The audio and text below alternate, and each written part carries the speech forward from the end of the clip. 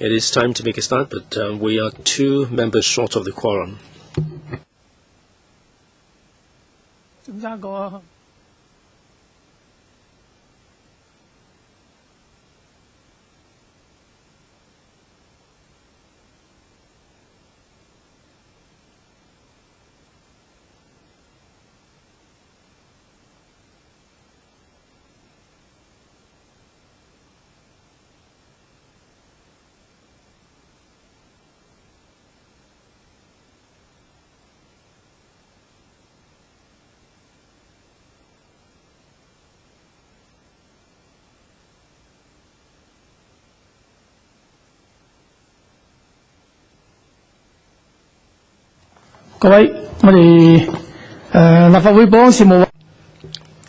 Members, this is a special meeting of the security panel.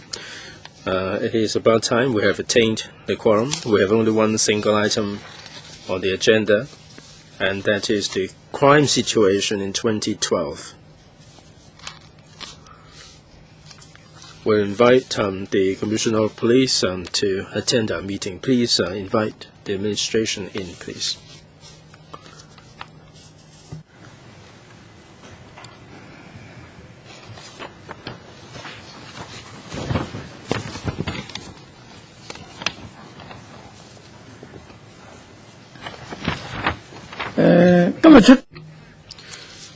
With us for this meeting, as I said, are Mr. Zhang Weihong, Commissioner of Police, and Mr. Lo Wai-chung, Director of Crime and Security, Hong Kong Police. This is an annual fixture. We invite the Commissioner of Police to brief us on the law and order situation in Hong Kong in 2012. We hope that through today's meeting, members will be able to express their views regarding the law and order situation over the past year. I take it the members have the paper before you. That's CB2 546/12-13 bracket 01. There's a brief report on Hong Kong's law and order situation in 2012. So without further ado, I'd like to invite the Commissioner to take us through the paper in brief. Chairman, thank you. Thank you so much for the opportunity to brief members on the crime situation over the past year. I'm sure that members have read the relevant papers made available to members. Let me brief members on the situation.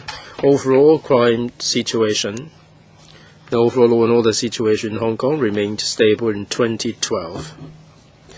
If you look at the past 10 years, in terms of overall crimes and violent crimes, we have seen a reduction. These include theft, robbery, burglary, arson, blackmail, assault and wounding, and juvenile crimes. And this is the result of the cooperation between the police and the members of the public.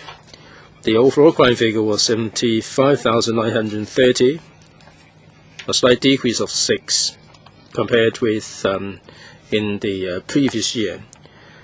Measuring by number of crimes per 100,000 population, the number stood at 1,064.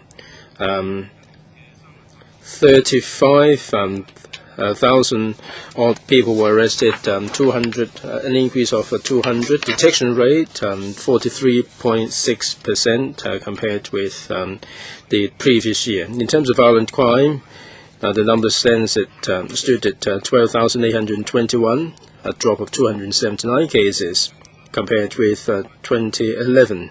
The violent crime rate was 180 cases per 100,000 people, a reduction of 5. The detection rate 65.4% in 12, 60.3 12% in the previous year. We have seen, we have made available the crimes that recorded a rise and a drop over 10 cases in the paper. We have seen a rise in the following cases, categories: deception, criminal damage, serious drug offences, and indecent assault. The biggest drop, shop theft, car theft, arson, and burglary. Let me supplement some of the information. Homicide, 27 cases in 2012, a rise of 10 compared with the previous year. This obvious rising trend is due to the fact that for the 17 homicide cases in 2011, it was an all-time low. Over the past 10 years, we had 39 on average. 27 in 2012, we have detected 25. The detection rate was 92.6%. 11 cases had to do with domestic violence. 2 had to do with robberies, 2 manslaughters. The other arose from various kinds of disputes.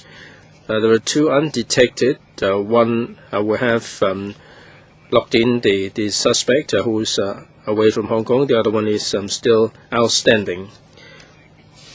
Robberies, 616 cases in 2012, a drastic drop of 115 cases. Most of them happened on the street, involving no use of genuine firearms. The figure is the lowest since record began in 1969. 416 people were arrested for robberies, half of them involved in street robberies. Young people arrested for robberies are 181, compared with 230 in 2011, a drop of 49. 43.5% of them were arrested. By comparison with 2011, it was 50.1. We have seen some improvement there. Burglary, 4,214 cases in 2012, a drop of 168 cases. Burglaries at residential buildings, 3,083, a drop of 147. Non-residential buildings, 1,131, a drop of 315. So we have seen an increase in residential and a drop in non-residential. The amount of loss is, for residential is higher than those in non-residential buildings. In 2012, we have detected 469 cases. 538 arrests were made. A lot of syndicates were detected. With regard to these cases, there are many renovation projects going on in buildings all over Hong Kong, and they are causing some risks. We are liaising with the Buildings Department, the Housing Authority, the URA, the Home Affairs Department, and ICAC. We have formed a cross-departmental working group with a view to making preparation for tackling these crimes. Serious drugs offences, 2,141 cases in 2012, a rise of 96 compared with the previous year. Ketamine has been on the rise. Cocaine and heroin has seen a reduction. 70% of these cases involved synthetic drugs, and the sources will not be affected by any seasonal harvests. 2,250 cases for less serious drugs, a rise of 73. In 2012, we have mounted 5,028 operations. 3,000 of them were successful. 5,000 odd people were arrested in the operations. Of those arrested for serious drugs offences, of these 2,141. We have seen a rise of 96. For young people, we have seen a reduction, 617 in 2012, a drop of 76 compared with the previous year. For less serious drugs, 2,460 arrested, a rise of 95. For young people in 2012, 296 compared with the previous year, drop of 58. So the drug problem may be serious, but the cases involving young people have decreased. Ketamine, ice, marijuana, and cocaine, we have seen an increase. 448, 34, 9, and 6 kgs. Now, these rises is attributed to the fact that we have stepped up our action at the cross-border checkpoints. We will be liaising with the international community and crack down on the drug cases.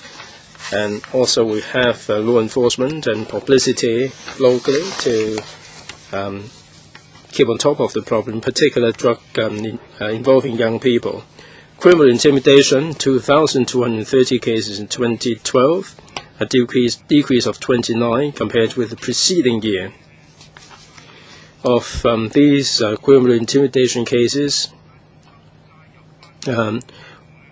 we've seen a reduction in domestic violence. Debt collection, we have seen a rise of 70, 604 cases. Most of the cases involve personal loans, and they sometimes don't even have an idea who they borrowed the money from. Criminal intimidation involving domestic violence, 505, a slight increase of 5. Let's move on to blackmail.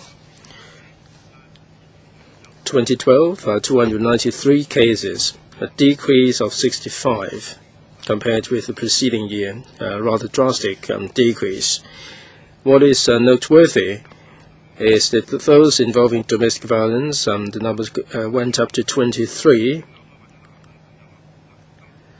Other than blackmailing or extorting money from boyfriends and spouses, we have seen extortion online. In some cases, they involved using indecent photos as a threat. We've also cases of collecting protection money. We have seen a drop. We have arrested 58 people involved, or tribe members involved in collection of protection money. So we have seen a reduction in this regard. Arson. 433 cases in 2012,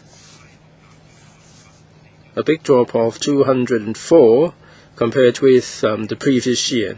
80% or more of the cases had to do with mischievous behavior or some antisocial behaviors.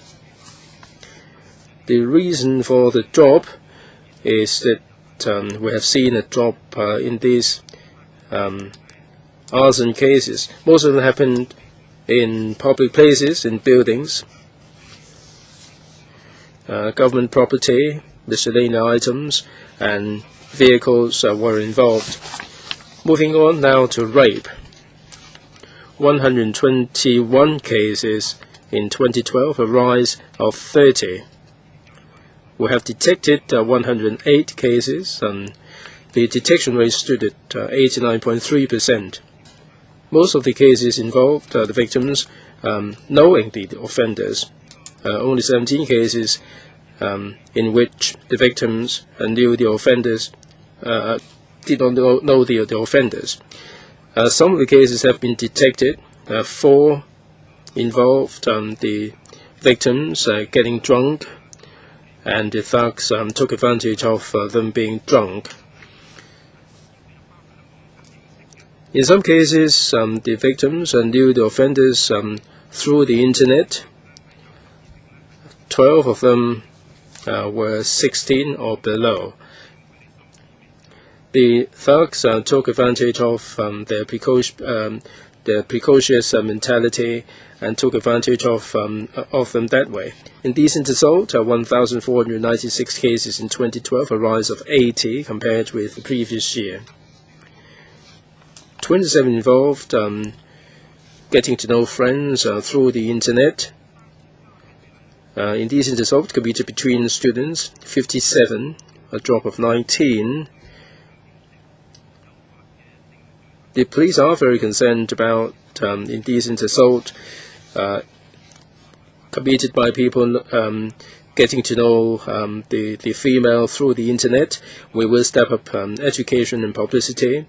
We will publicize our message to young people as to how they can prevent these from happening. In 2012 and 13, the Fight Crime Committee has made this as one of the themes for publicity, and through various channels there would be publicity drives being mounted. Thefts. In 2012, the number stood at 33,664 cases, a drop of 1,362. They take up more than 44% of the overall crime. Miscellaneous theft and shop theft take up about 80%. The situation is roughly similar to the previous year. Of the 19,000 miscellaneous thefts, in some cases people didn't look after their properties well enough. The number stood at 14,000, or 75% of the cases. If people attended to their properties, it would help keep down these kind of crimes. The theft of metal materials, 1,400 cases, a drop of 902 cases compared with the previous year. In terms of miscellaneous theft, the police have stepped up our action. In 2012, 5,000 odd people were arrested, a rise of 111 people compared with the previous year. Snatching, we have seen a drop of 43 cases. Now, to tackle this kind of crime, we have stepped up our inspection of the black spots. 200 odd pickpockets were arrested. Some of them came from the mainland of China. Snatching, 435, up by 44.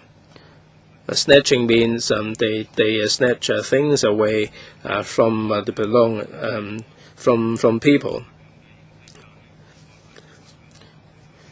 This is one of the areas that we have seen some increase. Mostly they snatched handsets. The handsets are more and more valuable. I mean, a few thousand per handset. I mean, they're worth far more than the money in the wallet. Deception, 6,922, a rise of 789 compared with the previous year. Email scam, online commercial fraud and telephone deception are most significant. We have seen sharp rise by 115 cases in terms of business fraud. The amount has risen from $49 million to $170 million in terms of amount of money lost. The targeting at the SMEs with those specific categories, 40% of the companies are from Hong Kong, 60% from other countries. The companies from foreign countries are also reporting these cases because the money is deposited into Hong Kong accounts. So we see that there's a loophole in the computer security, and the emails were hacked, and these fraudsters will deceive in the transaction.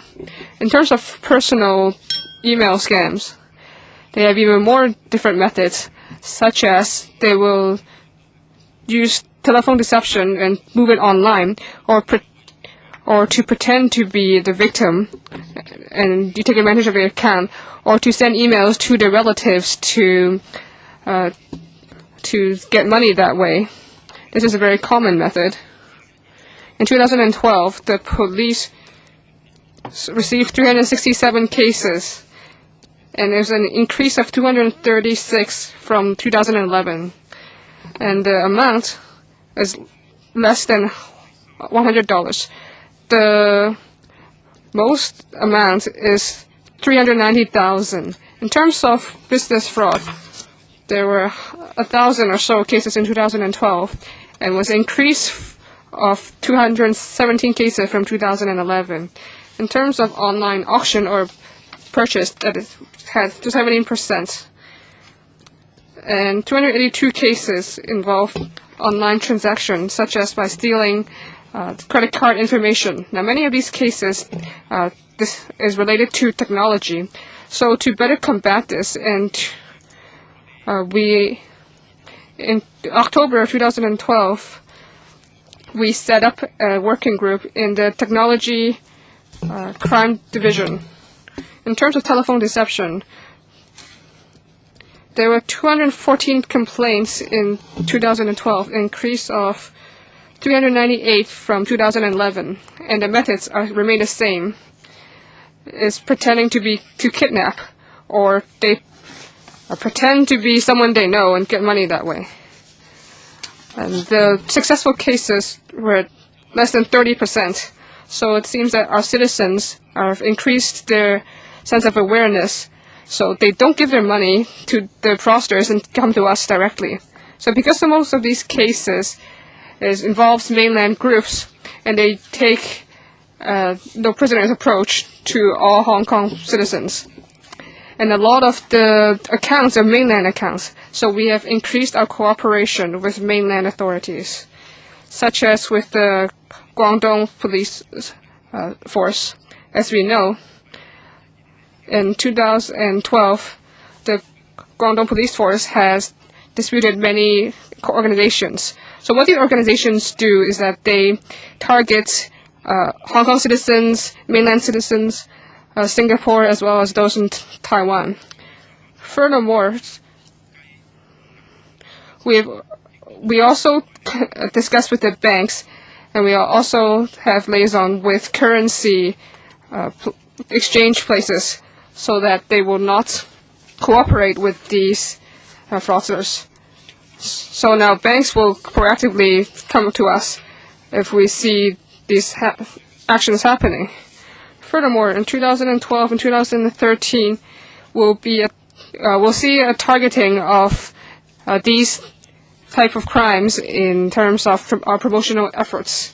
And lastly, because many of these victims who deprived of their money were elderly, so this year we will launch a plan to have cooperation between the elderly and the police officers. So it will be the all of Hong Kong. So to educate the elderly, so that we'll see them as partners in fighting crime. Item 15 is criminal damage. There were 7,318 cases of criminal damage, a rise of 261 cases compared with last year. And there was an increase of 215 arrests. Now, more than half of these cases were miscellaneous acts or some actions with unclear motives. In terms of criminal damage related to members or to political parties, were around 200 cases, and there was a decrease of 43 from last year. So some of them are criminal damage of posters. In terms of these cases, we've arrested 70 people in 65 cases. We did not find there was any targeting of any particular political party. Item 16, trial-related crimes.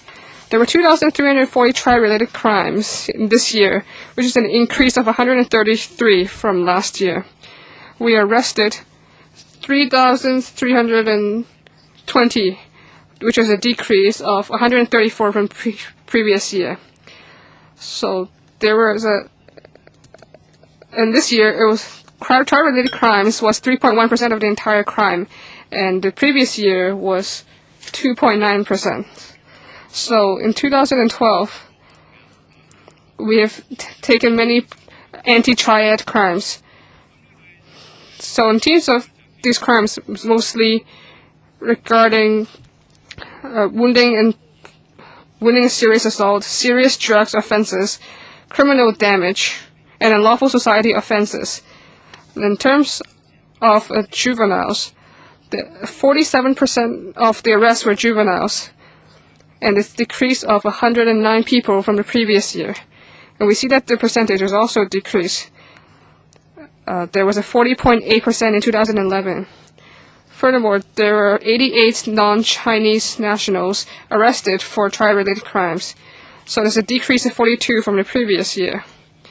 In terms of non-national Chinese nationals joining triads, so there's a special group in monitoring the situation and to take appropriate actions.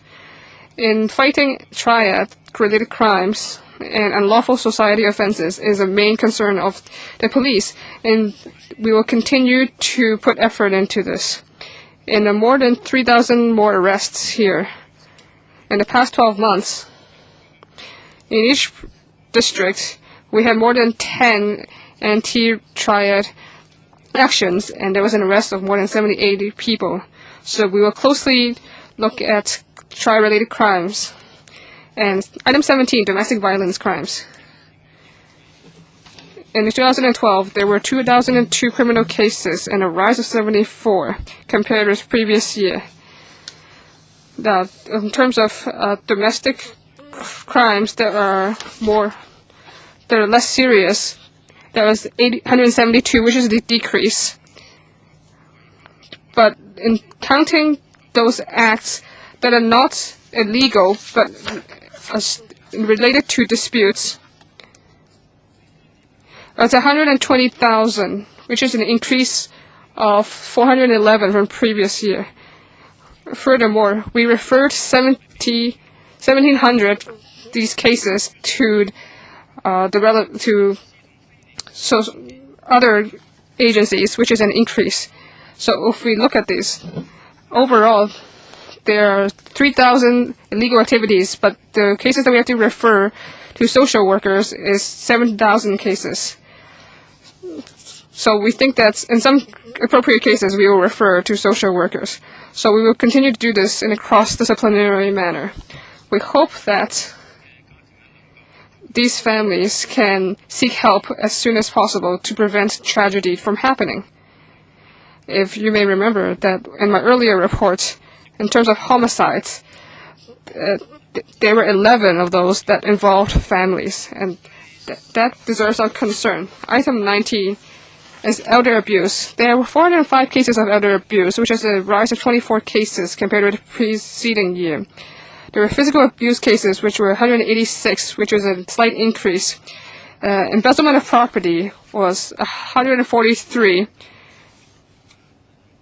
which is a decrease from previous year. Psychology abuse is 71, which is an increase of 23. In terms of sexual abuse, we see 5 cases, including 4 indecent assault and 1 rape case. So we'll continue to take note of this. In terms of the distribution of $6,000 from the administration, we have not seen any cases relating to deception of these $6,000. In terms of item 20, the persons arrested, there were 38,615 persons in 2012, which was the non-Chinese nationals was 4,135. This number includes Hong Kong residents as well as non-Hong Kong residents, including tourists. And they take a percentage of 10.7% of all arrests. Compared with 2011, there's an increase of 125, which is a slight increase. And the crimes related are theft, shop theft, wounding, or serious assault. Item 20, juveniles and young persons arrested. Now, the number of juveniles arrested continued to decrease. In 2012, there were 2,000, there was a big decrease of 171 from the previous year one, and the percentage is 16.9% this year, which is again a significant decrease from last year.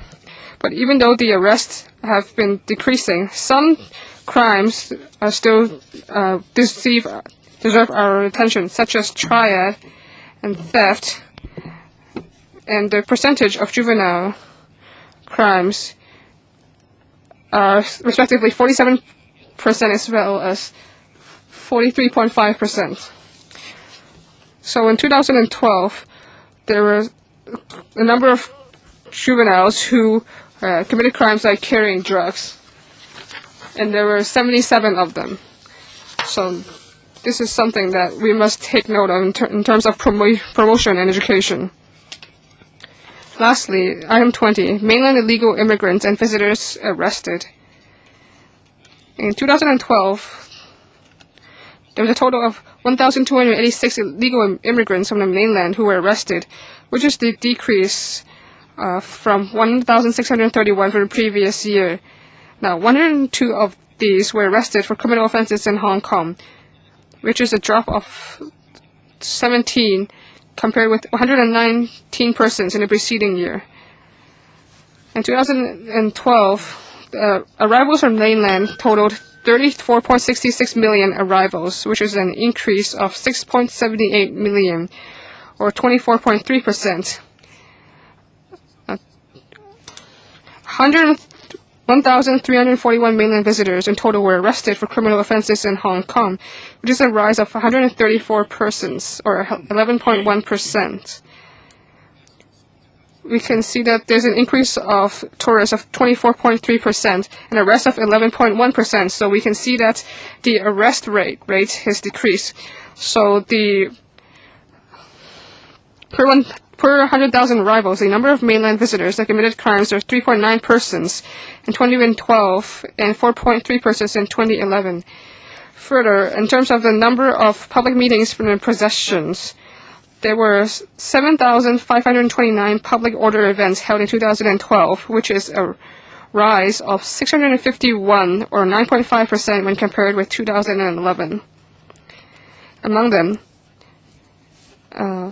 5,599 of the 2012 events were public meetings, which is an increase of 236, or 4.4%, while 1,930 were public possessions, an increase of 415, or 27.4% when compared with the previous year. That's my report, and I would welcome questions. Thanks very much, Commissioner. Right, your hands up, please, for those who want to put questions.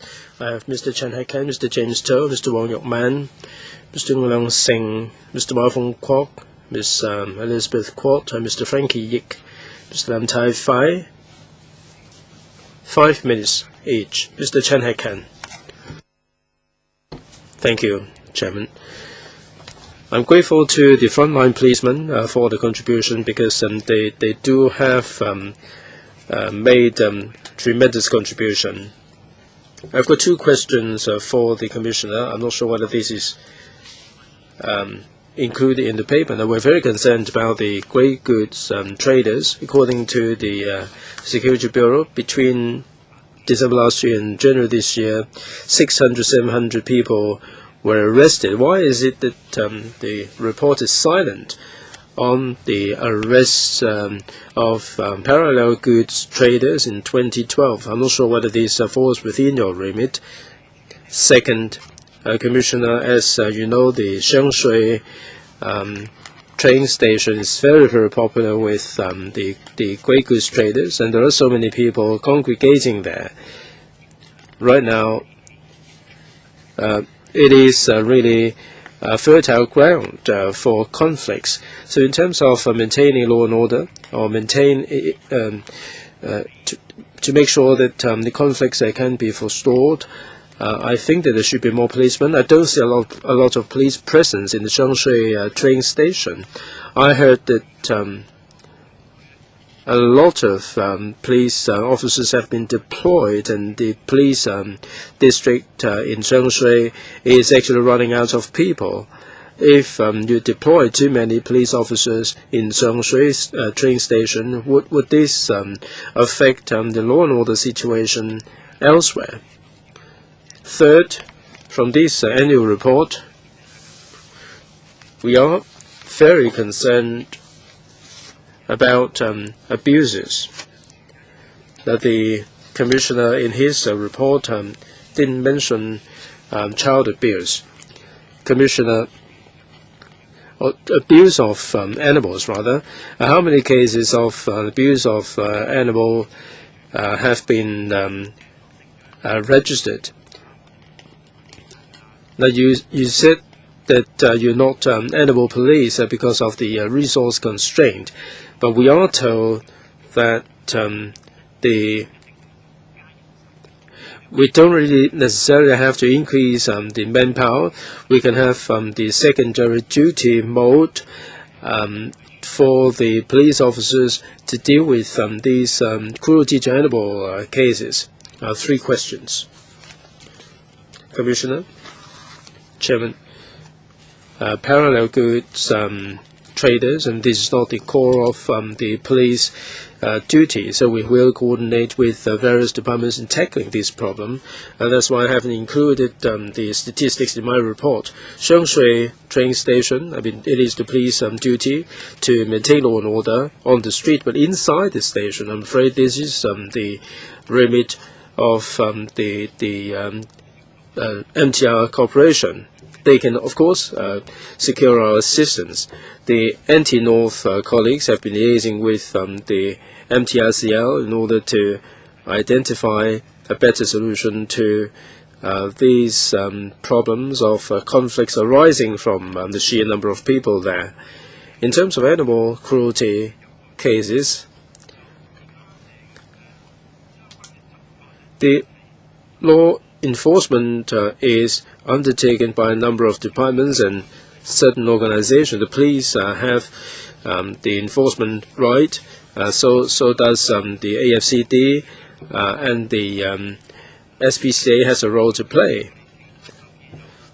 The government vet, the DH, the health inspectors do have the enforcement power, but I think the best way to utilize the resources would be to put government resources and private resources together. In 2011, we have launched this care program for animals. This involves a number of departments, the police, the AFCD, SPCA, the Veterinary Association, and various animal welfare organizations. And that would enable us to have a broader intelligence network. It would be for the veterinarian surgeons to determine whether an animal has been abused, or whether the injuries is inflicted by fighting. And the animal welfare organizations can also feed information to us. We haven't seen any deterioration.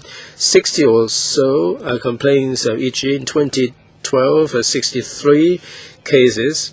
We have detected 19, 25 have been arrested. Detection rate 30%.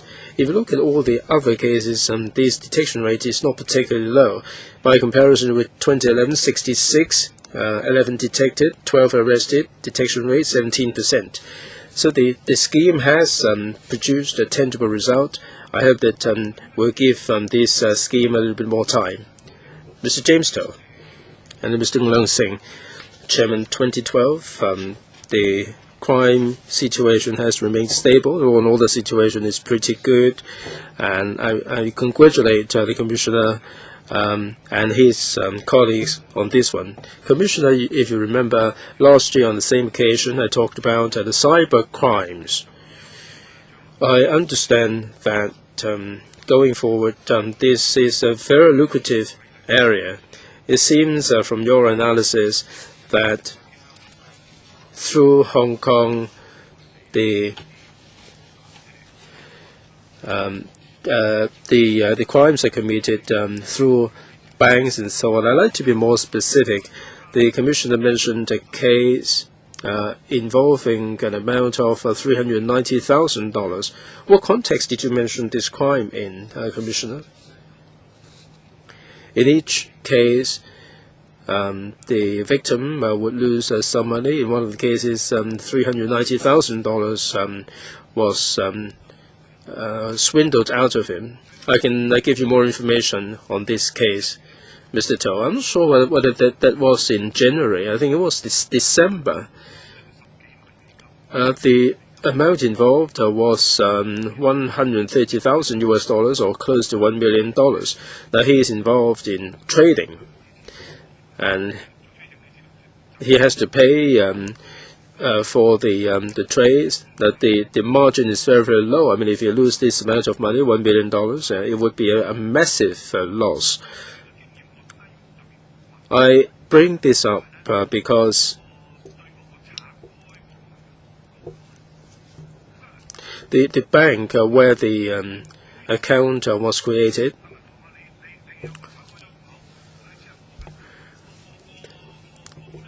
that the account is created, but the money is going to the other party. The bank involved wasn't very cooperative, and I think that the Hong Kong MA, if someone is informing the bank that the thugs have put the money through the bank, that should be more cooperation. Second,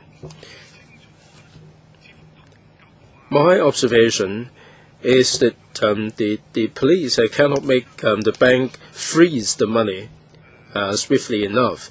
In this particular case, the victim had to file for an injunction costing about $100,000. I mean, it would be very difficult for them to shell out this kind of money sometimes. The police, if you have suspicion on a particular case, you might wish to talk to the bank, and something can be done about it. But it would take an awful long time for this to be done. In the police magazine, you're encouraging people to call the police. Now, this person called the police straight away, and he went to the bank, he went to the police. But for 10 days, the case couldn't be settled. Some of the money has disappeared. My second question is, assuming that a lot of money goes through Hong Kong from the mainland, now how swiftly will the mainland police take action? Commissioner? When Mr. Toh mentioned this figure, I think that there has been some misunderstanding. We have the online commercial fraud and the fraud done on an individual basis. And for the commercial fraud, the amount could easily exceed what you mentioned. Now, we have two different techniques. One is to investigate in commercial crimes. The other thing is the cyber crime. As you all know, e-banking is very, very swift. When we receive the complaints, we will have to track down the stolen money. And we have to go through the banks, and it will take time for the banks to reply to us. As long as we can track down the money, then we instruct the bank to not handle the money until such time as the legal process has been completed. But until we know where the money is, we cannot issue the instruction. So that's the difficulty we face. So the police have to step up our investigation capability, and we should liaise with the banking sector as to how fast we can speed this up. Mr. Nguyen Singh and then Mr. Ma Fong Kwok. Well, the Commissioner mentioned the law and order situation. I take encouragement from the report and go along with members that we should congratulate the police. Hong Kong is a financial center. The finance sector urges the police to keep our city as a safe financial center, and the investors can enjoy protection. And I hope that I would like to commend the police for their impressive work. If I may put a question about the robbery. In 2012, no genuine firearms were used. And there is a mention of pistol-like objects. We have seen a rise in these kind of crimes. Pistol-like objects, are you saying that they are fake firearms? Are there any undetected cases involved? Homicide. 40% are the result of domestic violence. By comparison with the previous year, have you seen any increase or decrease in this regard? Commissioner. First of all, pistol-like objects, this means that they're not genuine firearms. The detection rate is not particularly low. I mean, 55.6% was the detection rate. And some of them were toy guns or air guns. Now, for the other cases that remain undetected, we're not sure whether they used genuine firearms, but our assessment is that they used pistol-like objects. The other question is about homicide arising from domestic violence. We do analyze each and every case. Cases involving domestic violence. These happen every year, but I wouldn't go so far as to say that this has become a trend. Of the homicide cases, we've seen some of them stemming from domestic violence. For instance, this year, we have seen 11 cases of homicide involving domestic violence or violence among relatives. When dealing with these cases, now, there is no turning back when someone got killed, but we have to be comprehensive enough in dealing with domestic violence. By comparison with the police in other jurisdictions, we are very comprehensive in our handling of domestic violence in Hong Kong. 685 committed crimes as part of the individual visit scheme. Do we have the breakdown by provinces, Commissioner? Well, we don't have the breakdown by provinces and municipalities. For those coming into Hong Kong from the mainland, if they have committed crimes, we will refer the cases to the authorities where the permit was issued for follow-up action. Mr. Markham Kwok and Miss Elizabeth Court. Elders' abuse. We haven't seen a big jump there, but are we looking at a rising trend there year on year? 6.3% rise last year compared with last year. We've seen an aging population in Hong Kong. For these 405 elders abuse cases, what sort of nature were they? Were they reported by a third party or the social worker or the senior citizens themselves? I'm wondering whether the elders would be in a position to ring up the police about the problems. The other thing is about intellectual property. I've just received a complaint from my sector. He's got a website, but it was hacked into, and his website was used to promote certain products for deception purposes, and he took the case to the police or the Customs and Excise, but the website was hacked into overseas, and he managed to get a local address, and he took the case to the police and the customs and excise, but to no avail. So my question for the police is this. In this report, it doesn't mention specifically commercial crimes. So how do you define your duty between the customs and excise in terms of these kind of crimes? Commissioner, now, as we all know, the population of Hong Kong is aging, so we can see that in the future that there will be an increase of elderly abuse. So this is very possible. In 2011, elderly abuse means that abuse of people 60 or above. So this is in line with other government's policies. Now, in 2012, there were 405 cases. In 2011, which is an increase of 24 from previous year. Of course, some elderly people will complain themselves, and some others complain. Such as physical abuse, then we need a third party to complain. If there's embezzlement of property, a lot of times the elderly people will complain themselves. So they would know and they would complain themselves. In terms of psychological abuse, a lot of times the elderly people will complain to the third parties, and those third parties will complain.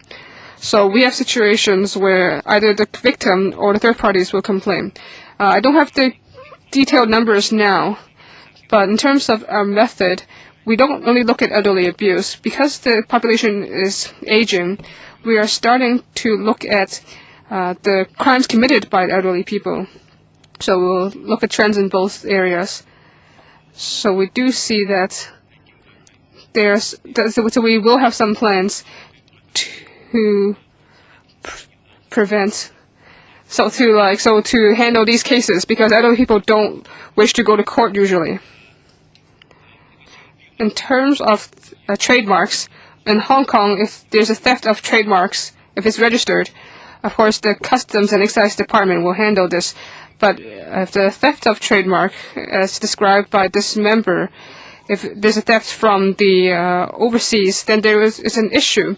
For us, if there's a theft of trademarks, and if the deception is happening in Hong Kong, then it will be within our jurisdiction.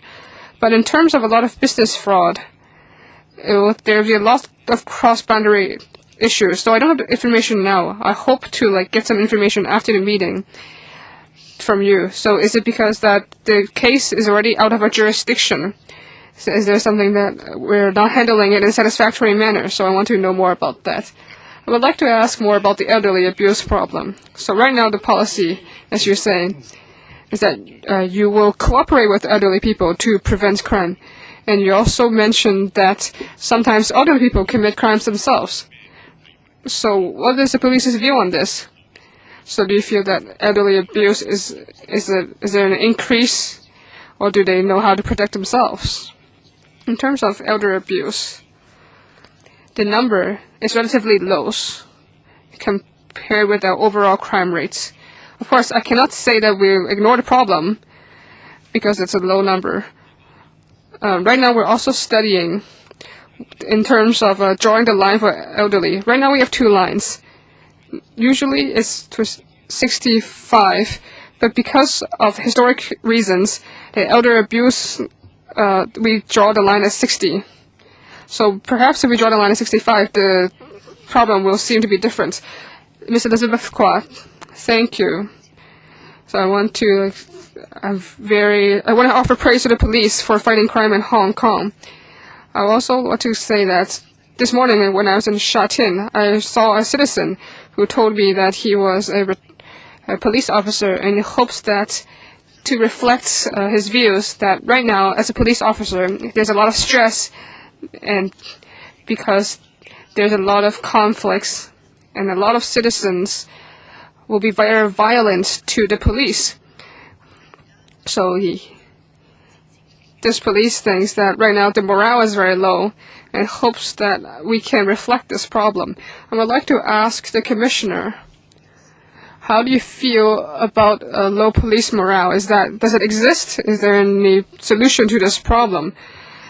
And in terms of the numbers here today, there are some numbers that we don't have, such as speed driving, illegal gambling, and dropping of items from high levels. So I hope that there will be a written supplement.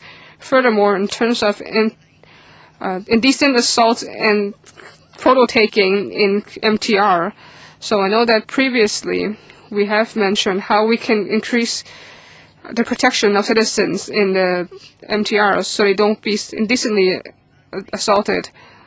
So we continue to hope that the MTR can have a female-only compartment or have a CCTV to prevent these types of crimes.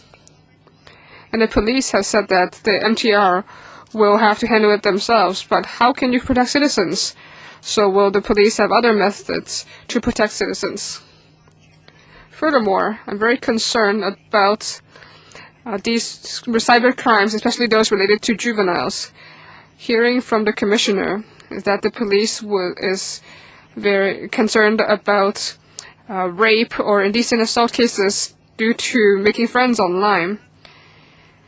We can also see that there are 18 cases where there are rape because they know the victims through online.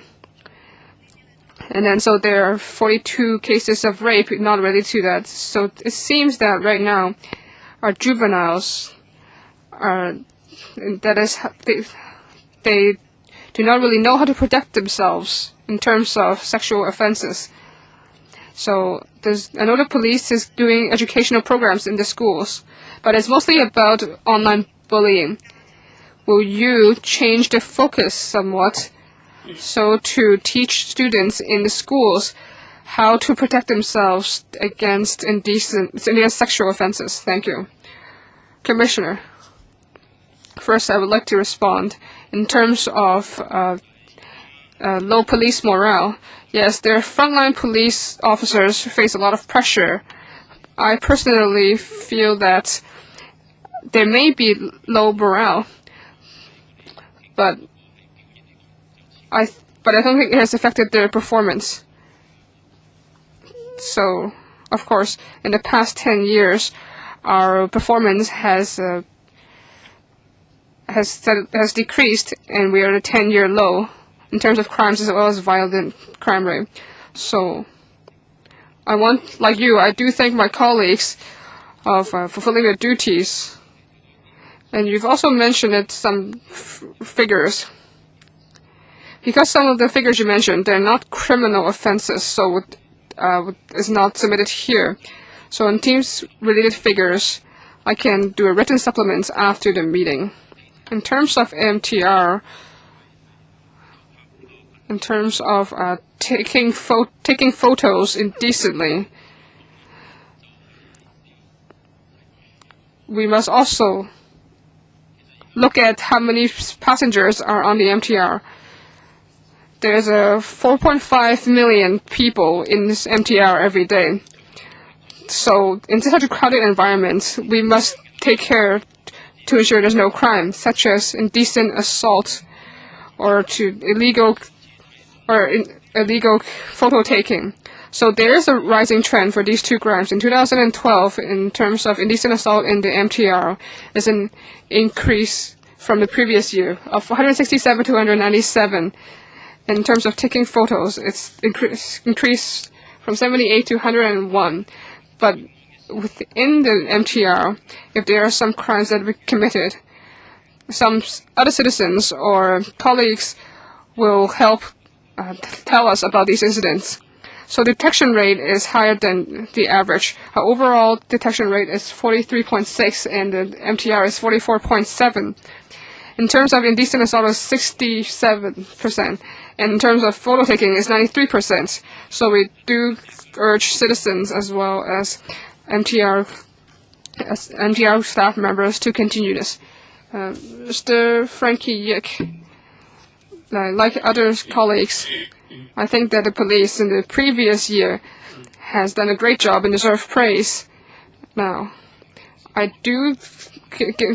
in contact with a lot of foreign nationals, and they do feel that Hong Kong is safer than a lot of very developed countries. So I want to thank the police. Now, I have a lot of contact with police in my sector. So we do closely cooperate with the police, such as the various illegal taxi activities and insurance schemes, etc., as well as cross-boundary crimes. So I've been discussing with your colleagues in terms of illegal crimes such as smuggling and cross-boundary transportation. So I hope that you will continue to closely associate with us, because we clearly know the methods of the criminals, so I think that close cooperation will help the police. In terms of the meeting yesterday, the ICAC had a report, which I would like to hear your view on that. That is, some disciplinary personnel, they have not taken enforcement actions for illegal activities. Now, I'm concerned about this. I think that if there are some illegal activities, if we can take care of it as soon as possible, then it may not spread.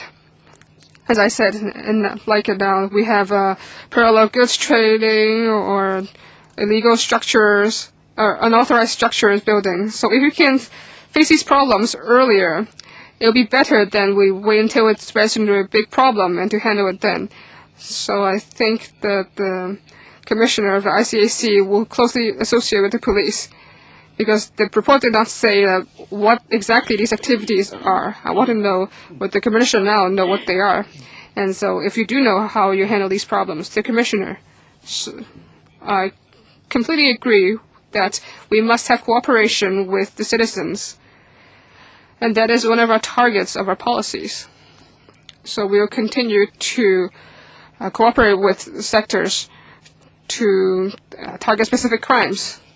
In terms of the ICAC's report to the Legislative, I don't have it with me. The police is closely cooperating with the ICAC. If within the police there are some activities that infringe upon these provisions, we will handle this very seriously. As I understand, it doesn't seem that there is a widespread activity of police officials do not take action when they are necessary. So if they are, we will handle it very seriously. Mr. Frankie, so I tried to ask the commissioner of the ICAC yesterday, but they did not disclose it.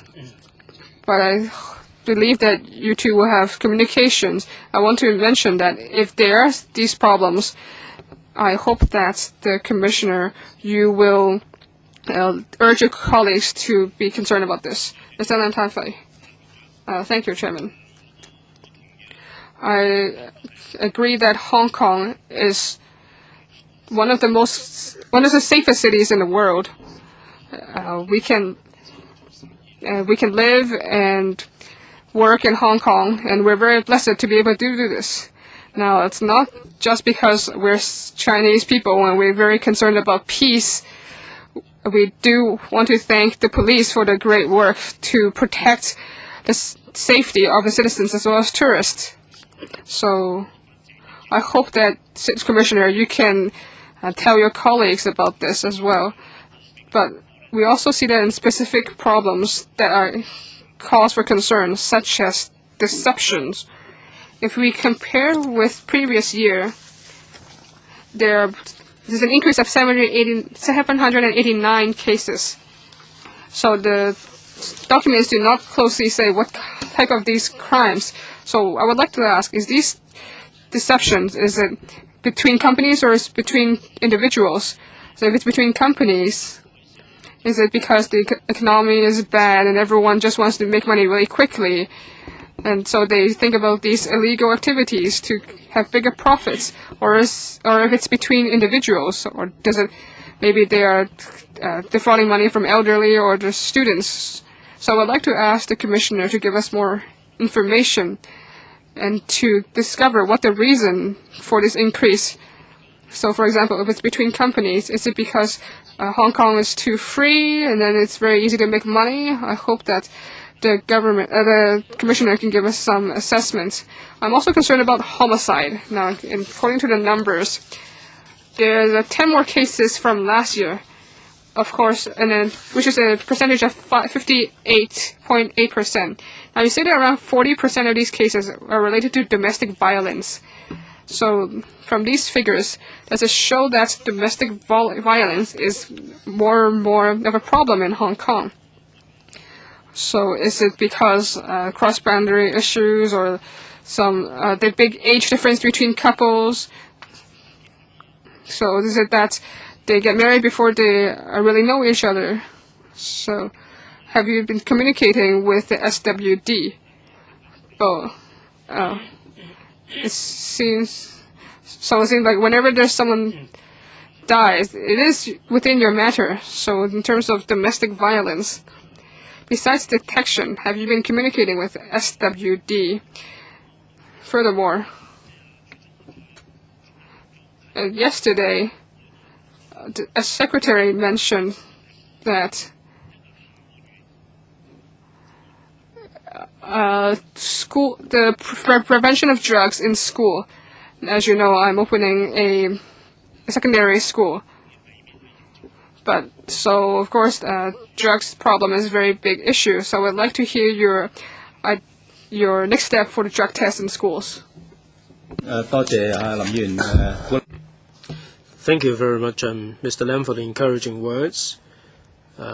Frauds, for ordinary frauds, we have one single victim who is sustaining losses individually or as a company. That's one kind of deception. The other one is a scam involving many people, and this is what we call the fraud.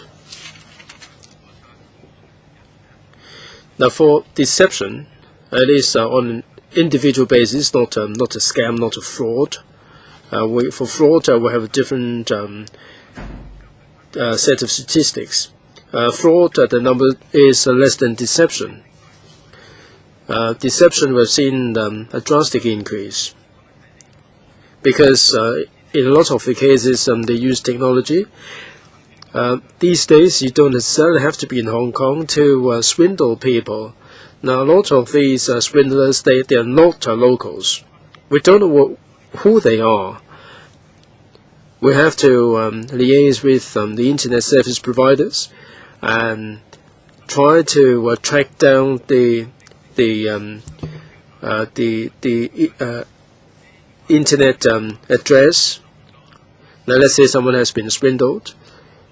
We have to then identify the IP address as to whether there are other IP addresses, because they link up with one another. We would need the assistance of the internet service providers. So we have to rely on the stakeholders outside Hong Kong to enforce the law. If I may, Chairman, in terms of domestic violence, can you leave it till the next round? Mr. Leung Kwok-him and then Mr. Chung Kok-man.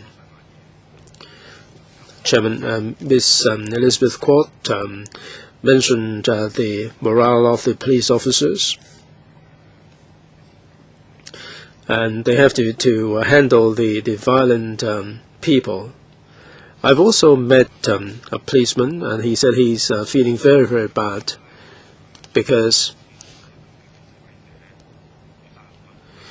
it's good enough for him to arrest the thugs, but he feels very frustrated having to deal with these demonstrators, and he feels very frustrated. I'm not sure whether you have any psychological counseling for the policemen.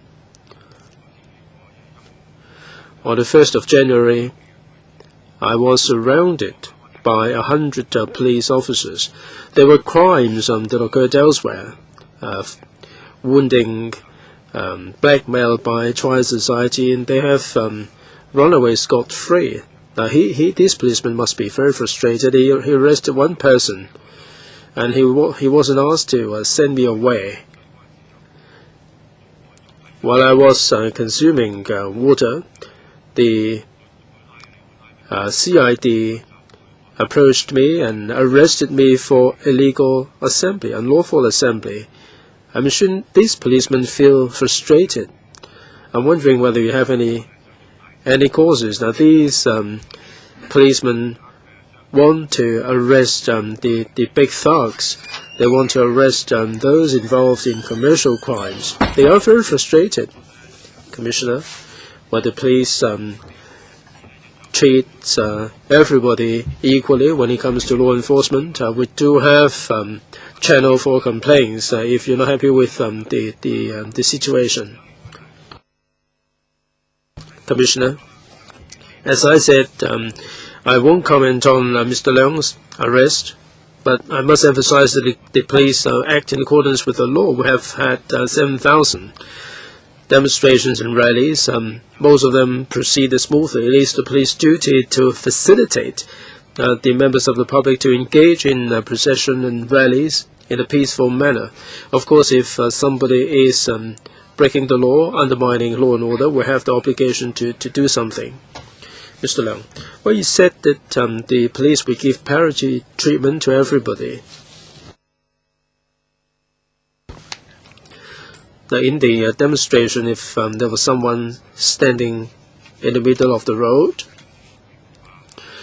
now this clip was clicked into loads of times. You send hundreds of policemen to tackle one single individual. And we have seen women being forced into prostitution, debt collection, and all the other crimes. So do you think that what you did was correct? And why didn't you have a parity treatment, Commissioner? I won't comment on Mr. Leung's arrest. I won't respond to any hypothetical question.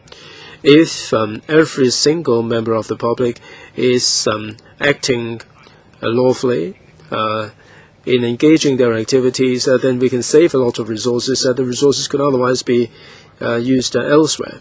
Mr. Leung, then I must apologize to you. I was standing in the middle of the road and nobody came and told me to move aside for the vehicles. Nobody raised any placard to say that I was involved in any unlawful assembly. There were a few hundred policemen.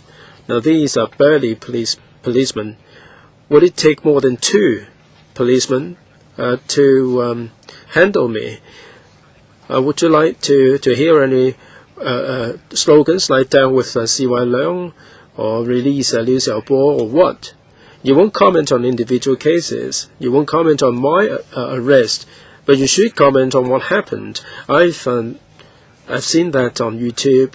It was ridiculous. There were so many crimes that occurred in Yaochim Mong district. Why did I waste your time? I'm not really Goliath, as in the case of the Bible. All you need to do is to ask me to come with the police. You didn't have to send the CID to arrest me. Was I Zheng Jikeng? Was I given parity treatment? Should the policeman be given psychological counseling? Well, as the Commissioner said, he won't comment on individual cases. So let's move on to Mr. Chong Kwok-pan and then Ms. Emily Lau. A question for the Commissioner. Recently, on and off, we have seen some cruelty to animal cases, in particular cats. They were very cruel. And I'm wondering whether we have a lot of cases like this. There are some NGOs that wrote to the police and suggested that some policemen be assigned to deal with these animal abuse cases. The police said that they haven't got the manpower to handle cases like this. I'd like to find out more from the Commissioner. Commissioner? In answer to Mr. Chen Haikan's question, I've already answered the question. The situation has not deteriorated since 2011. We have put in place the care program for animals together with AFCD, SPCA and the relevant organizations. We have seen an increase in detection rate, 17% in 11 to 30% in 2012. The arrangement has proved effective. We like to deal with these cases through this channel. Mr. Chung Kwok-pan, what about the recent cases? 2012, 63 cases of complaints, 66 in 2011. Detection, 19 versus 11 in the previous year. Ms. Emily Lau, I was a little bit late, beg your pardon, Chairman. Para 28 mentioned the public meetings and processions. The police commissioner mentioned the 7,000 cases, 600 or so higher, or 10% increase compared with 2011. In particular, procession, we have seen an increase of 27.4%. That goes to show that people are terribly unhappy with the situation and they have to take to the street to ventilate their views. In March, the UN Human Rights Commission is going to hold a hearing. I'm sure that freedom of expression, freedom of assembly, freedom of speech will be the focus of attention. People feel that the authorities or the police are increasingly intolerant of the situation, and they are cracking down on the demonstrators. Now, will the Commissioner tell us? I'm sure that you won't deny the fact that it is your role to facilitate the rallies or the demonstrations for them to be held in a peaceful manner. In some cases, we heard complaints about the police provoking the people involved. Now, what instruction do you have for your men to communicate with the demonstrators and facilitate a smooth process? Or in some cases, are you making arrangement in such a way that that will intensify the confrontation? Commissioner. Chairman, in dealing with public meetings and processions, we do respect the public's right to demonstrate and to engage in processions, but that's predicated on the fact that it has to be lawful. If they are lawful, we will facilitate their smooth procession. When the police deal with these cases, we have to also consider the implications on other people. We do have the obligation to minimize the impacts.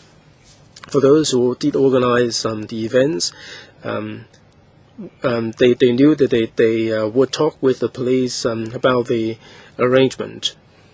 Now, we do put in a lot of effort to make sure that these events will take place in a lawful and peaceful manner. Sometimes things do not pan out like this, but the police objectives remain unchanged.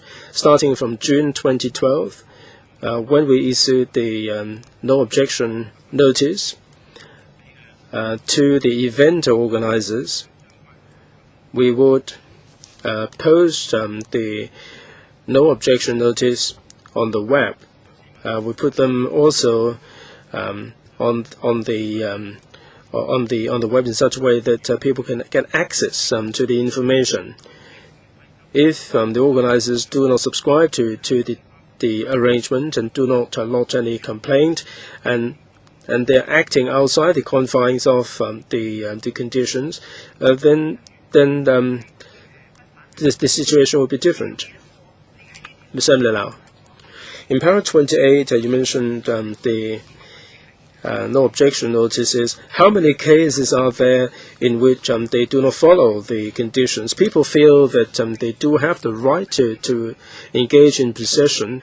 They don't need the approval of the police. But how many cases are there in which they do not follow the conditions? And how many cases are there in which they do not engage the police for any discussion? Commissioner? Well, I haven't got any statistics with me, and I can certainly collate the information and make available the statistics to members. I'm sure that on television we've seen what happened. The statistics are good in a way, but the facts are very clear. Assembly now. Well, I hope that the Commissioner would come equipped with all the information. How many cases are there that fall into this category? And how can we communicate? How can we liaise with the police? You don't even give us the statistics. Now, the police would facilitate peaceful and lawful assemblies and processions. Now, how many of them did not talk to the police? Now, you're telling us you don't have the figures. It would be difficult for us to talk like this, Commissioner. Yes, we do need to collect the information as to whether they are acting in accordance with the agreement. Now, we do have no objection notice. The fact is plain for everybody to see as to whether they are complying with the notices. Mr. Yu Si-wing, I'd like to talk about the credit cards. A lot of people have had the credit card information stolen, and they have been swindled out of money. In some cases, they use these credit cards to commit crimes. Do the police have any statistics regarding the misuse of somebody else's stolen credit cards? Commissioner? Deception using somebody else's credit card that falls within the deception category. The police don't have any specific breakdown there. Now, as regards the fake ID card, the credit cards, we do have the information. Say, for instance, in 2012, fake credit cards, 9,669, a drastic rise compared with 3,051 in the previous year. The rise is attributed to the fact that in one of the cases we have arrested people from a syndicate. There were 2 members from that syndicate who were arrested. 8,900 or so credit cards were seized. So for these fake credit cards, we don't have a lot of them in circulation in Hong Kong. Now, for these fake credit cards, other than using them for retail businesses, they can also use these cards for online purchase, and we have classified these as online deception. Mr. Yu Si-wing, so since there's a rise in terms of cyber crimes or credit cards, so I think we should maybe take measures to combat this. So it's not just companies that affected by this. I hope that the administration can solve these problems, Commissioner. As you mentioned, this is a type of cyber crime. Now, in terms of cyber fraud, now 80% of these is related to purchasing, to auction or purchasing. Now, besides cash transaction, they will also involve credit card transactions. In terms of commercial cybercrime, a lot of it's not related to a credit card. So what I'm doing now is that in terms of online public auction, such as where these cases may involve credit cards, so we do have a focus on this. In 2012, we had 7 actions and arrested 51 males and 40 or so women, and which involved money of around several $1 million. Now, these participants of auctions, they don't use an authorized platform. Now, of course, I can't say any names, but if you through an authorized platform, then there will be security. That is, if you give money and they don't get the goods, or the goods is not what you paid for, then we can handle this. But most of the purchase in terms of online auction is not through these platforms. So then there will be more security for citizens. Ms. Sit-ho, thank you, Chairman. Yes. I'm sorry because I was late I was in a previous meeting. In terms of domestic violence, now we have segregated for elder abuse and child abuse and domestic violence, but they all occur within domestic violence. But we see that there's 3,700 or so cases, that is 10 cases each day. That is very scary. But we look at it, it seems that the reasons given by the administration are very simplistic, talking about money and relationship disputes. So, of course, I think all crimes is related to money and relationship. All crimes are like that, not just domestic violence. But if we're looking at this, what are the problems faced by the families? Such as, is it because the housing is too small, or people cannot separate even though they have problems in a marriage? I really hope that the police can discuss with social workers as well as sociologists and cooperate with them to figure out what the reason is. Of course, this is not the core function of the police. They don't have the responsibility. But I hope that they don't write such a general reason. And furthermore, in terms of domestic crimes, now these figures seen here, how many of these actually go to court? Or is it these numbers are all going to court? Of course, when you complain and going to court is not the same numbers. So these numbers here, what kind of numbers are they?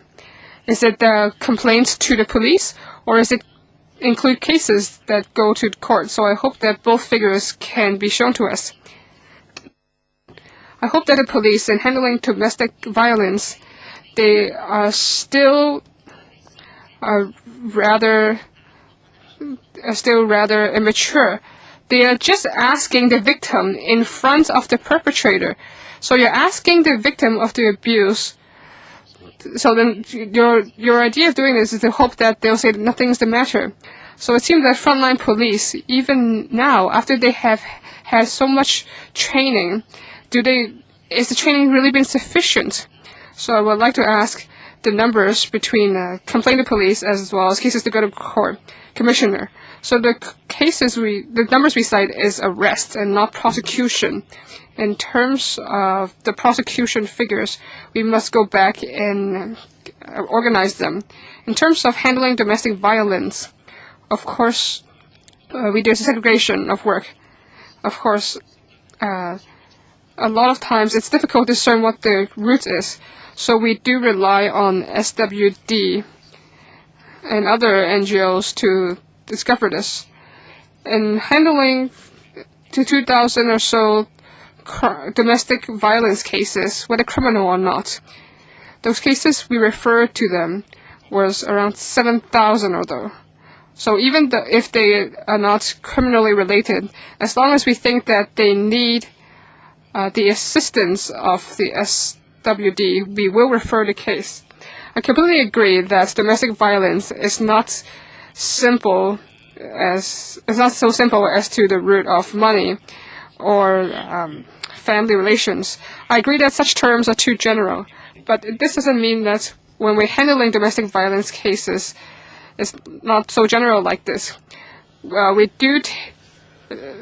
we're using personnel to handle these cases, when we're handling domestic violence, each particular case will have to be handled by an officer at a sergeant level or above. After training, we do give them some tools, such as a list of actions. So have you taken all the necessary steps? Second is to have a form to decide when to assess and to whom to refer to. Furthermore, if there is a criminal element, of course, we'll handle this. Or if you refer to this. So we have a referral hotline. So I'm sorry, Chairman. I know there's not enough time. So there are 3 different figures. One is complaint to the police. So 7,000 or so you go to the SWD. Second is arrest, and third is to court. So I hope that the Commissioner will list all these 3 figures to us later. Commissioner, I still have time. Do I still have time? Yes, please continue. Furthermore, in terms of handling domestic violence, we have a small team. So that is a focus team for each particular case. So I don't have enough time, so I must talk about this next time. Next, Mr. Dennis Kwok. Yes, and now some have mentioned public meeting. It is very a concern of citizens. Looking at figures, 2010, there were 57 arrests in terms of public procession and public meeting. But this, in 2011, it increased by a lot to 444. But there were only 50 or so people who were prosecuted. Now the increase of arrest was 30% or so. But the prosecution was still around 50-something people. So from the figures, we can see objectively that the police's arrest has, the policy of this has changed. I will hope the Commissioner can explain to the public why was this policy changed and what are the factors that are being considered. Can you tell us this, Commissioner? I believe that when you're talking about arrest of 444 people and prosecution of 50 people, that's 2011 and not 2012. Now, that year, there were 3 incidents where we arrested more people. That is 390 people. So according to the Department of Justice, so we have given letters to these people that they had engaged in illegal behavior. So why there were no prosecutions? I must respect the decision of DOJ. Now, in this year, in terms of public meetings and processions, the arrests there were 50 people who were arrested. And most of these numbers, that is 60% of more, they engage in common assaults or criminal damage. So police arrest is because we want to ensure that citizens can be, process and meet in a peaceful and orderly way. If some citizens feel that they disagree with our methods, we welcome complaints. Mr. Dennis Kwok. Now, the Secretary of Justice say that you arrested 300 people or so in meetings, but the prosecutions, but there were only very few prosecutions in the end. I'm not asking you to say about distinct cases, but clearly the DOJ made a decision not to prosecute because they had a reason. Can you very generally say why the Secretary of Justice decided not to prosecute these people? Of course, there must be a lawful reason. So why do we need to know this? It's because we hope that the police in the future, when you're arresting people, will follow the suggestions of the Secretary of Justice, Commissioner. Thank you, Mr. Kwok's question. So why did the Secretary did not prosecute? I don't think I should answer for him, and he should answer himself. But when he decides not to prosecute, they did give them a letter which points out that when they were acting in such a way that caused the arrest, it was indeed illegal. I hope everyone understands that as an enforcement department, we must follow the law. If there is an illegal activity, if we cannot use, we're going to take actions other than arrest. We will take appropriate measures to stop these illegal activities. As regards to to police enforcement, that we should follow the prosecution decisions of the DOJ. Of course, we will look into this, but we must, of course, maintain our own independence. Thank you, Mr. Kwok. If you say that you will follow Secretary of Justice's suggestions, but you can't say what his suggestions are, then it seems very unclear what your standards are. I said very clearly, Mr. Kwok, is that if we believe that the SOJ, I think the SOJ's decision should be explained by himself and not by me. Mr. James to Mr. Kwok, Ms. Emily Lau would like to have the second round. If there is no other member for the first round, I like to put my question. Commissioner, you didn't mention much about the cross-boundary crimes. Have you seen any new trend developing in this area? I've heard that some money laundering occurred. There was a young person arrested for money laundering, and the amount of money seized was really staggering.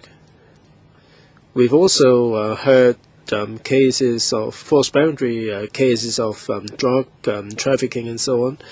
Do we have any syndicates involved, or they were just individuals not belonging to any particular syndicates? Can you fill us in on the details, please, Commissioner?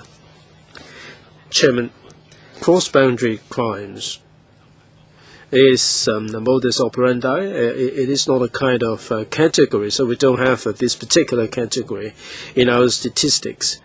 Cross-boundary crimes do exist. Compared with 80s and 90s, things have really changed a lot. And we have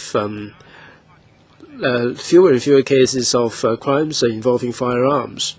Now we have cases like prostitution, smuggling, illegal gambling, the horse betting or soccer betting and so on. There are also other serious crimes that cannot be ruled out. This is something that we are liaising with the mainland authorities. Telephone scam is also a case in point. The syndicates originated from the mainland of China. Now this is we're dealing with modus operandi. It would be very difficult to have all the statistics. I cannot promise everything here because of the complexity. Right, let's move on to the second round, 5 minutes each. Mr. James Toh. Chairman, I'd like to follow up on Mr. Dennis Kwok's question. A lot of people have been arrested, and very few ended up being prosecuted.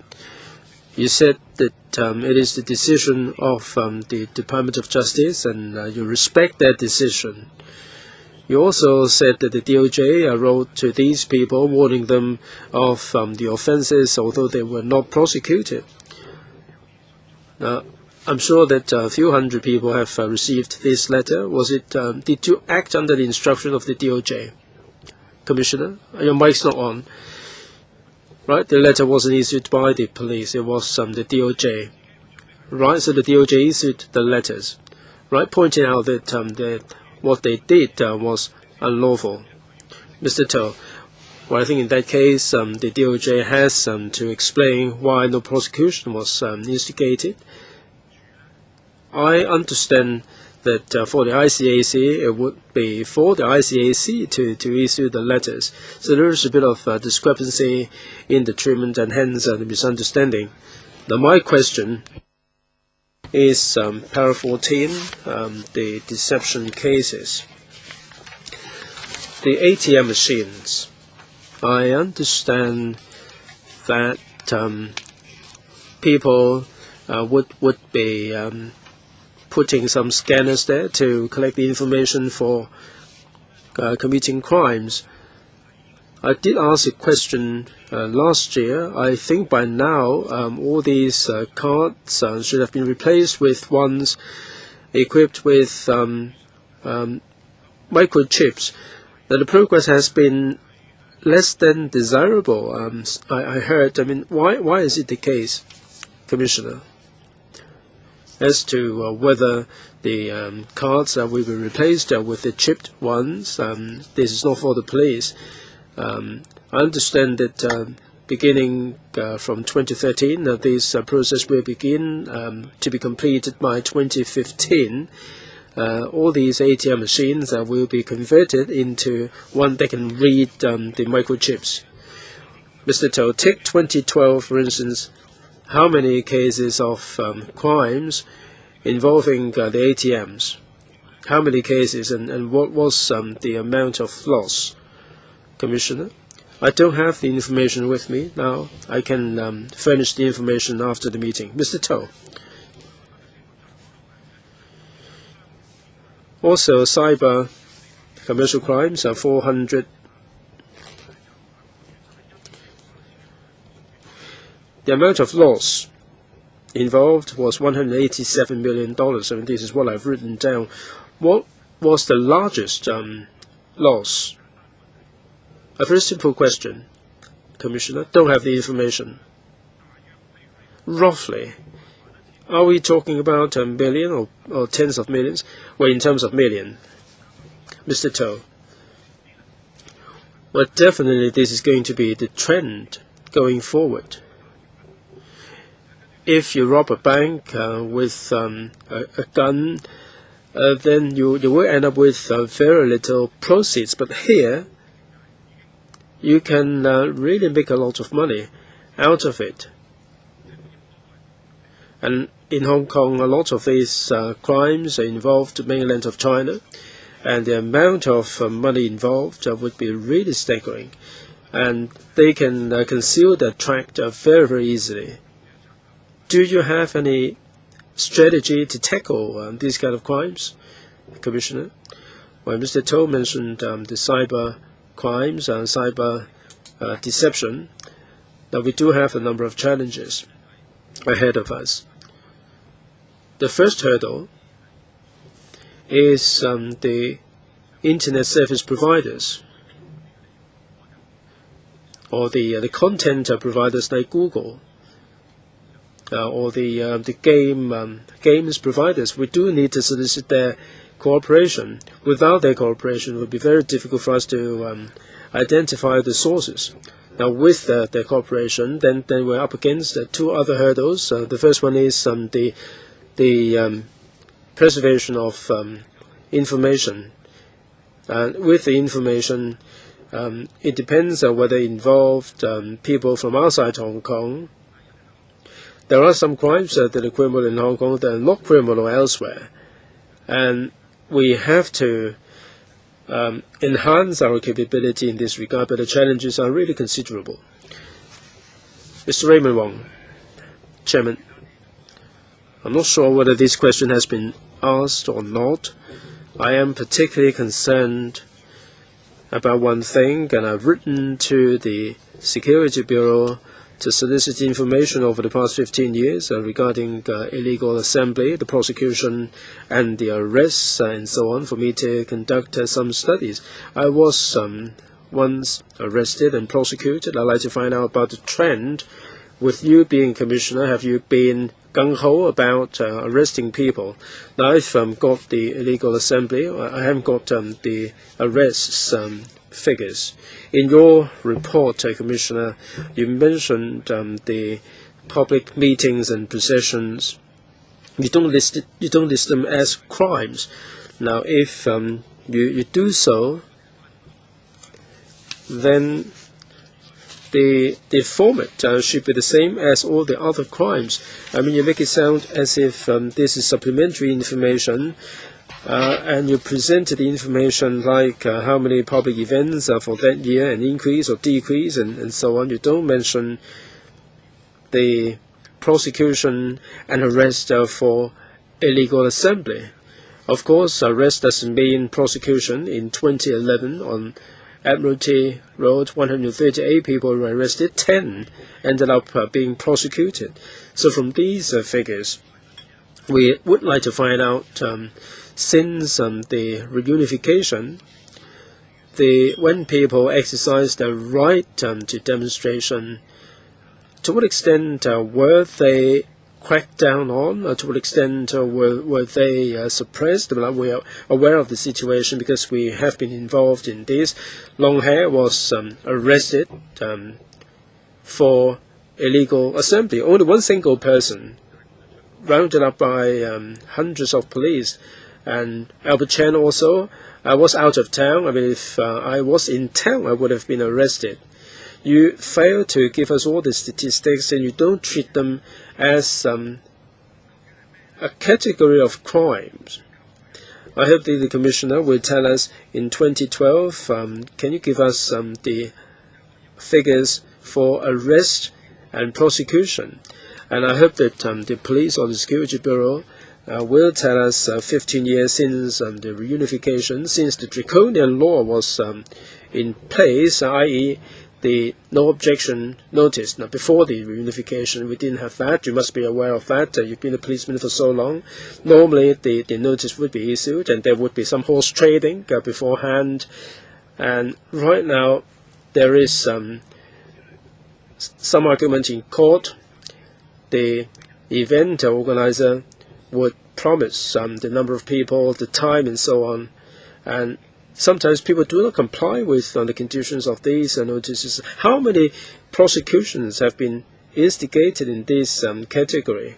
Now, we should enjoy enough room to exercise our right to freedom of procession and assembly. Now, in the media, they tend to demonize the demonstrators and protesters, and they are liable to be prosecuted for illegal assembly. So can you give us the statistics regarding illegal assembly for 2012 in terms of the categories that I mentioned? Second,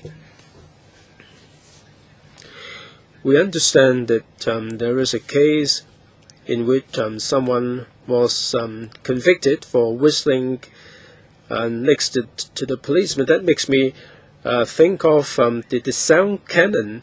If the whistling is an assault, then the sound cannon should be regarded as an assault. We visited the sound cannon, but the police didn't turn the frequency up to full blast. I mean, we're not sure how powerful this is. Maybe you could have put us at a greater distance, and then you turn it up at full blast using the sound cannon for us to feel the effect. And also the pepper spray, the OC foam. We don't really have any instructions regarding the use of the OC foam. And I urge the police to make available the guidelines governing the use of OC foams. Commissioner? Right, the sound cannon, I mean, there is some misunderstanding. This is not a kind of weapon. This is an amplifier. If there are serious disaster or counter-terrorist activities, they will be used. What about demonstrations and procession? Well, if the demonstrations do not turn into serious incident or serious disaster, then they will not be used. Mr. Wong, you have gone over your time. I will give you a second round. I have to discipline members in terms of time. Mr. Leung Kwok-him, Ms. Emily Lau, and then Mr. Raymond Wong. We have to end this meeting at 4:30, 3 minutes each, perhaps. Mr. Leung Kwok-him. Chairman. Well, you talked about the illegal assemblies. After July 1st, on July 1st, I mean, people were going to the government house and they were stopped and they congregated on the road. Now, when you make preparation, do you treat the chief executive as VIP or VVIP? I mean, he's cowering in his home. Commissioner? Well, the chief executive is chief executive. What we do is to make sure that the public procession is smooth and peaceful. Well, for international dignitaries, you have to look after their dignity. So you're not looking after their dignity. Well, this is not one of our considerations. Well, if this is the case, why didn't you allow the protesters to get anywhere near the government house? That is at the back door or the front door of the government house. Commissioner, I've made it very clear that in dealing with the procession and demonstrations, we have to ensure public safety. I won't comment on individual cases. Mr. Leung, if people are demonstrating outside Upper Albert Road, If you allow them to stage a demonstration there, if you allow people to encircle the government house by passing the front door and shouting some slogans, why can't this be done? Well, this is not an individual case, Commissioner. All the activities will have to be subject to a risk assessment. We have to look at the public order and public safety. Mr. Leung, the traffic flow on Upper Albert Road, by comparison with Queen's Road and Connaught Road, which road do you think would have a higher traffic volume, Commissioner?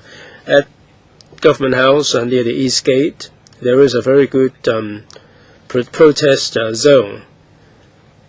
I must point out that when we deal with these activities, we have to consider the other members of the public, not just the demonstrators themselves.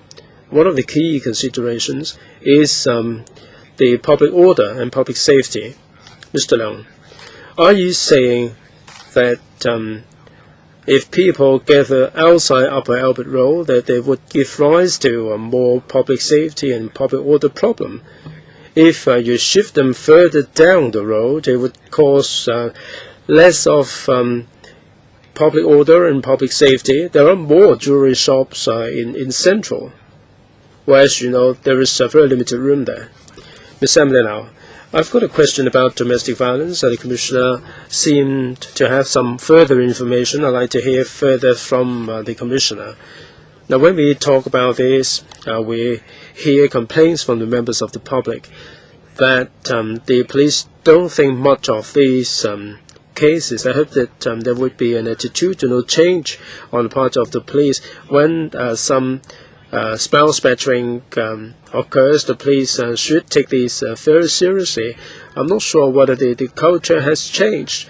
If the police treat these family squabbles as minor issue, then it's not good enough. Does it take serious injury for you to do something about the situation? As I've said, when we're handling domestic cases, it will be handled by a surgeon, and we're using various lists and assessment forms and a focused team to handle these cases. If there's a serious case, then we'll have a dedicated group to do this. And during the investigation, so perhaps these cases won't go to court, and according to the risks, we will take steps to try to prevent the further damage as to our responsibilities, and we will also invested in a lot of computer database, and we save records for 3 years. If we do see a high-risk case, such as a suicide case or a psychotic case, the database remind our colleagues to handle this carefully. If within the previous 12 months there's a repeat of such cases, and the database will remind us to review this case. If it repeats in the month, then it will remind us that we must refer to the SWD. So from these systems as well as our figures, so we can see that overall the domestic violence has increased. So we will increasingly refer to SWD. This shows that we are really concerned about domestic violence. In domestic violence, of course, we hear complaints that we have not handled sufficiently, but we do hear complaints that we've been handling too much. So, of all these complaints, we will have special group to handle this. I would like to ask the Commissioner is that there's a trend right now that domestic violence a lot of times is male hitting females, but do we see increasing trend of the opposite? Yes, that's true. The ratio is 3/4. So is this and 1/4 is females assaulting males. So I must go back and look at the data further. Mr. Raymond Wong. Now, the Commissioner didn't answer my question. Will he give the figures to us? So now, I hope through the chairman, you can ask the police or the Security Bureau for these figures. I have another question for the Commissioner. Now, perhaps it may not be appropriate in this occasion, but I will try. And if the Commissioner can answer, then I hope he will. Now, some scholars have wrote a essay, that is Mr. Benny Tai, professor at Hong Kong U. Now, he's saying that in terms of protests, that these oppositions or these social activists, when they are protesting, they can consider paralyzing Central. Now, I think about this Chinese saying about the law. Now, in 2011, now at the maximum, there were 1,000 people or so in Central. When the police had a final warning, like us as organizers told the people who were sitting quietly, we told them you can choose to go away quietly or you may be arrested. There were 138 remaining and they were arrested. Now, if those 1,000 people do not leave, or let's say there's 10,000 people in the future, so how do you handle this police? But they were completely not violent. They were just sitting in Central, or Queens Road Central, or Connaught Road West. If the society has suffered so much to that level, then the law can no longer rule the people. Now, as the head of police, have you estimated that if in the future, now as Professor Chai's suggestion will actually happen, well, how will you handle this? You don't have to answer this, okay. But it's possible that it will happen during your term. So how will you handle this?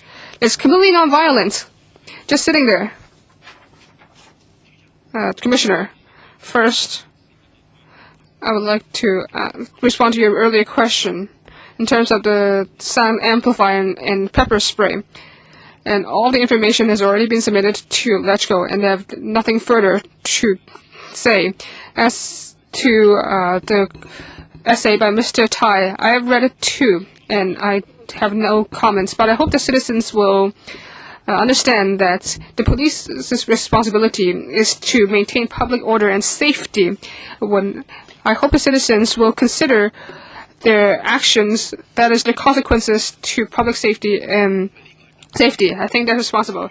Yes, of course. Now, the CE is saying this. I'm asking is that as a head of police, in the future, you may see this situation. How will you handle this? That's my suggestion. I'm not asking you to lecture the Hong Kong citizens. You're always saying this. So, talking public order. Okay. Next, we have Mr. Chen Lam. I hope. Please don't make any extra noise, other members. Chairman, looking at the report of the Commissioner, I see that some crimes have increased in the past year, and some crimes have decreased. Now, of course, I know that the colleagues in Hong Kong Police have worked very hard, and they face many difficulties because there are more radical behavior in society. So I'd like to ask the Commissioner, in the future, how will you target specific crimes? Will you increase personnel in those areas? Furthermore, in terms of publicity, we see that a lot of cases happen quite frequently. So in society, there are some citizens who do not maintain a high level of alertness. So perhaps some more publicity is needed from the police. I would like to ask the Commissioner, how will you allocate resources and organize the work? Thank you, Chairman. Commissioner, we think that overall, deception, technology crimes, and juvenile crimes are three areas where we should focus on. And I will put more resources into these areas. Of course, not just the other crimes are not important. We do have 7 focused actions, such as triad, related crimes, drug-related offenses, public safety, anti-terrorism, and technology crimes. But as mentioned by the member, we do look at the trend, and we do think that deception technology has increased very rapidly. And juvenile crimes is still a high percentage of overall crimes in Hong Kong. So even though we see improvements in specific areas, but I think that we should put more effort into this. In terms of personnel, do you feel that we don't have enough personnel in these cases? I will discuss with the administration. Okay, thank you. So we're running. So we've passed our time. So in terms of this item, we've used more than 2 hours of discussion. So I want to thank the Commissioner for coming today. And the second item is any other items. So there is none. So I announce that the meeting is adjourned. Thank you.